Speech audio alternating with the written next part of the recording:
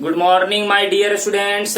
तो चलिए अब हम लोग देखेंगे verify the LMVT. Okay guys, तो देखिए आपको एलएमवीटी का हम लोग स्टेटमेंट आपको बता चुके हैं, उसका ग्राफिकल रिप्रेजेंटेशन भी देखे हैं।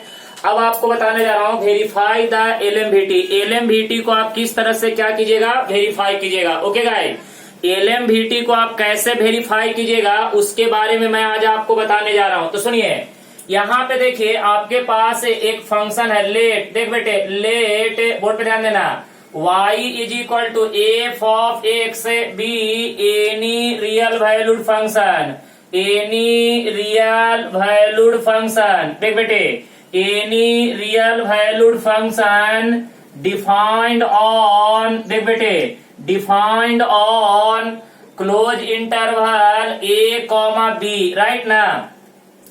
अब बेटे इसका हमें क्या करना है, वेरिफिकेशन करना है। इसका हमें क्या करना है, वेरिफिकेशन करना है।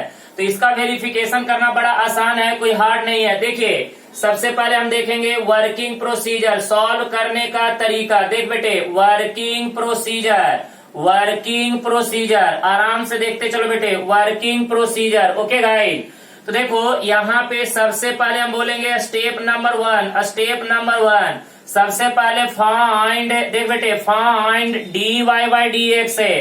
D y by d x कहने का मतलब क्या बेटे, एफ डैश ऑफ एक्स है। ओके गाइज, सबसे पहले दिया हुआ फंक्शन का हम क्या करेंगे, डिफरेंशिएशन निकालेंगे।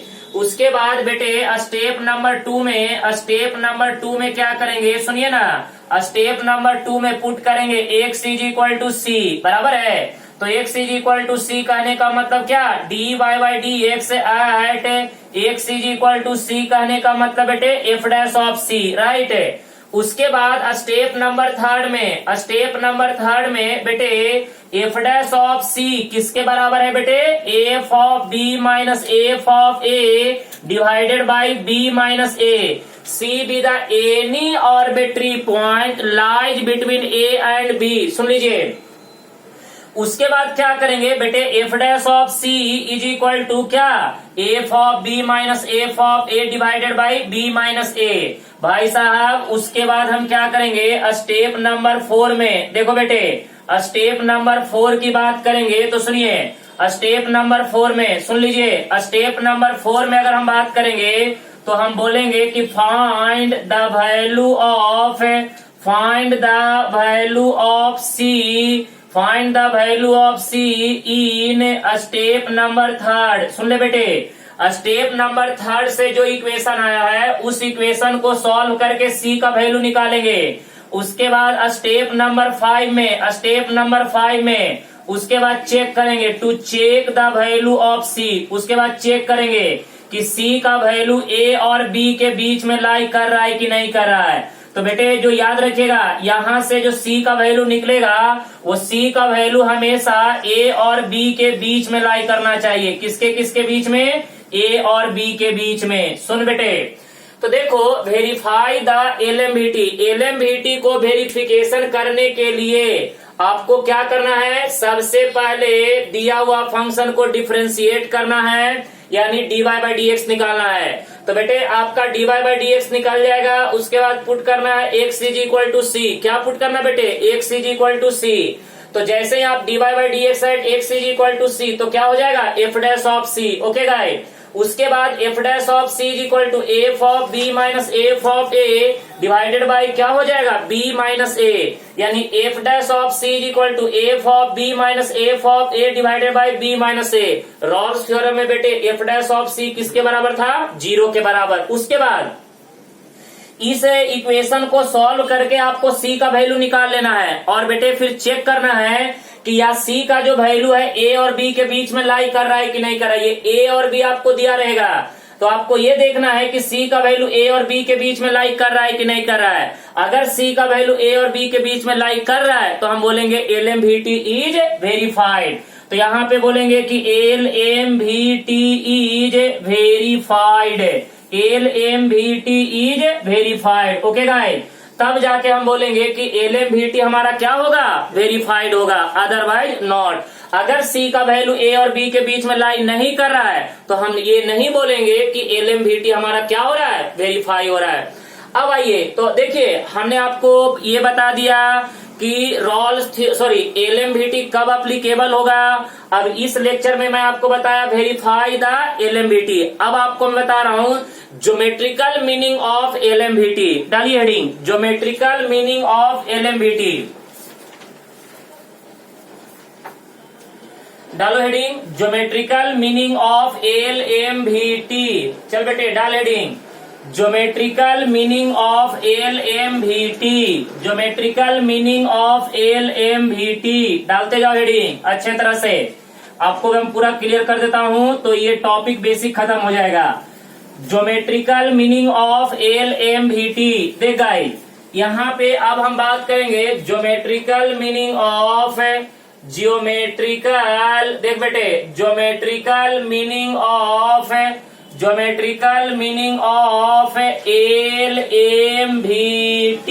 ओके तो देखते हैं कि एलएमवीटी का ज्योमेट्रिकल मीनिंग क्या बताता है। आइए देखा आपको प्रूफ करके देता हूं कि एलएमवीटी का ज्योमेट्रिकल मीनिंग किस चीज को रिप्रेजेंट करेगा वो मैं अब आपको क्लियर करूंगा। इधर देखिएगा अब आप लोग जरा समझिएगा अच्छे तरह से। देखिए ये एक्स एक्सिस बेटे, ये वाई एक्सिस, ये आपका निगेटिव एक्स एक्सिस, ये आपका निगेटिव वाई एक्सिस, ये आपका ओरिजिन। चल बेटे हमने एक ऐसा कोई एक कर्व लिया। ओके अब जरा देखो यहाँ पे सुनो ना, ये हम ले लेते हैं एक्स इज इक्वल टू ए और बेटे ये वाला पॉइंट जो है वो ले लेते हैं X is equal to B. इसे पकड़ लेंगे ए और इसे पकड़ लेंगे बी। देख बेटे यहाँ से इन दोनों को ज्वाइन कर देते हैं। बेटे ये हमारा कर्व है y is equal to F of x है। अब आजा यहाँ पे क्या कर, ये a और b के बीच में कोई एक एनी आर्बिट्री पॉइंट सेलेक्ट कर। ओके गाइस अब जरा ध्यान से देखना, इस पॉइंट पे तुम क्या ड्रॉ करो, टेंजेंट ड्रॉ करो। इस पॉइंट पे हम क्या ड्रॉ कर रहे हैं, टेंजेंट ड्रॉ कर रहे हैं। सुनो बेटे तो हम ये चाहते हैं कि C पॉइंट पे x is equal to C point पे कर्व के ऊपर जो आपने टेंजेंट ड्रॉ किया है वो टेंजेंट और कॉर्ड ऑफ AB के बीच में क्या रिलेशन है, ये रिलेशन मैं आज आपको बताने जा रहा हूं। समझिएगा ध्यान से बेटे, ये कॉर्ड AB और इस टेंजेंट के बीच में क्या रिलेशन है। तो बेटे ये देखिएगा ये आपका टेंजेंट हो गया, टेंजेंट ये टेंजेंट हो गया और बेटे ये आपका क्या कहलाएगा, कॉर्ड या सीकेंट, जो भी बोलना है बोल लीजिए। चलिए हम कॉर्ड ही बोल लेते हैं। तो अब जरा बताइए जल्दी से यहाँ पे ये अब ये वाला डिस्टेंस बोलिएगा, ये वाला डिस्टेंस बेटे कितना है, एफ ऑफ ए और ये वाला डिस्टेंस कितना है, एफ ऑफ बी। तो बताइएगा ए का कोऑर्डिनेट बताइए ना, A comma F of A और बेटे बी का कोऑर्डिनेट कितना है, B comma F of B. आराम से आ जाइए। अब देखिए यहाँ पे हम बात करेंगे slope of chord A B. तो बेटे ए बी कॉर्ड का स्लोप, अरे ए बी कॉर्ड कितने पॉइंट से पास करा, 2 पॉइंट से। तो याद कीजिए y2 minus y1 divided by x2 minus x1। तो बेटे f of B minus F of A divided by B minus a. अरे बेटे x1 y1 x2 y2 x1 y1 x2 y2 x1 y1 x2 y2 तो y2 minus y1 upon x2 minus x1। अब आजा बेटे यहाँ पे इसे बोलेंगे इक्वेशन नंबर 1। अब सुन बेटे आजा यहाँ पे देख y इज इक्वल टू क्या दिया हुआ, एफ ऑफ एक्स है, डिफ्रेंशिएट कर इसको।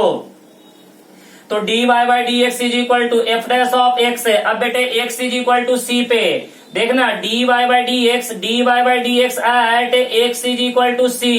तो क्या होगा बेटे एफ डैश ऑफ सी। तो ये आपका क्या कहलाएगा बेटे, slope of tangent, slope of tangent, slope of tangent, right ना, स्लोप ऑफ टेंजेंट। अब ये बता बेटे by the definition of according to LMVT. अब आजा ऐसे लिख, according to LMVT, according to LMVT. तो बेटे अकॉर्डिंग टू एलएमवीटी हम बोल सकते हैं कि f dash of C is equal to क्या होगा, f of B minus F of A divided by B minus a. अरे वाह sir, f dash of c ये तो स्लोप ऑफ टेंजेंट हो गया। तो बेटे f dash of c slope of tangent, slope of tangent और बेटे f of B minus F of a upon b minus a, ये तो स्लोप ऑफ कॉर्ड हो गया। तो ये हो जाएगा स्लोप ऑफ कॉर्ड, राइट ना, slope of chord A B.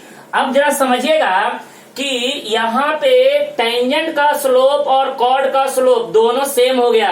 बेटे slope of tangent is equal to slope of chord A B. इसका मतलब क्या है कि टेंजेंट और कॉर्ड दोनों एक दूसरे के क्या होंगे, पैरेलल होंगे। क्या होंगे बेटे, पैरेलल होंगे।